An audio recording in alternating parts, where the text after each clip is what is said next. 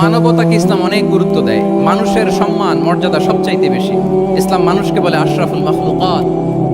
আল্লাহ তাআলা বলছেন ওয়ালাকাদ কাররামনা বানি আদম, I have dignified the status of the son of Adam. আদমের সব সন্তানদেরকে আমি মর্যাদা দিয়েছি। তিনি বলেননি যে আমি মুমিনদেরকে শুধু মর্যাদা দিয়েছি, শুধু মুসলিমদের মর্যাদা দিয়েছি, কেবলমাত্র মুসল্লিদেরকে মর্যাদা দিয়েছি, এমন তিনি বলেননি।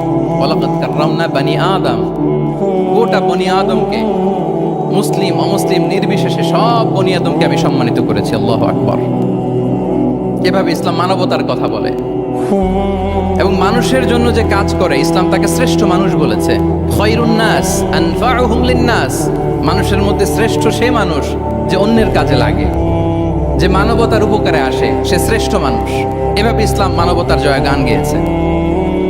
আল্লাহ রাসূল সাল্লাল্লাহু আলাইহি ওয়া আলিহি ওয়াসাল্লামের সামনে দিয়ে একবার একটা লাশ যাচ্ছিল। তিনি সাহাবাদেরকে নিয়ে বসেছিলেন। হঠাৎ ওই লাশ দেখে রাসূল সাল্লাল্লাহু আলাইহি ওয়াসাল্লাম দাঁড়িয়ে গেলেন। সাহাবারা বললেন, ইয়া রাসূলুল্লাহ ইন্নাহু ইয়াহুদি, এটা ইহুদির লাশ। কার লাশ? জুইশ ইহুদির লাশ। আপনি দাঁড়ালেন যে? রাসূল সাল্লাল্লাহু আলাইহি ওয়াসাল্লাম বললেন, আওয়ালাইসাত নাফসান, সে হোক ইহুদি, সে কি মানুষ নয়? এটা কি একটা প্রাণ নয়? এটা কি একটা আত্মা নয়? আমি তো ইহুদি, খ্রিস্টান, আস্তিক, নাস্তিক সেটা দেখিনি, আমি মানুষ, এ কারণে সম্মান দিয়ে দাঁড়িয়ে গিয়েছি। আল্লাহু আকবার। তাহলে ইসলাম হচ্ছে দ্য রিলিজিয়ন অফ হিউম্যানিটি, মানবতার ধর্ম।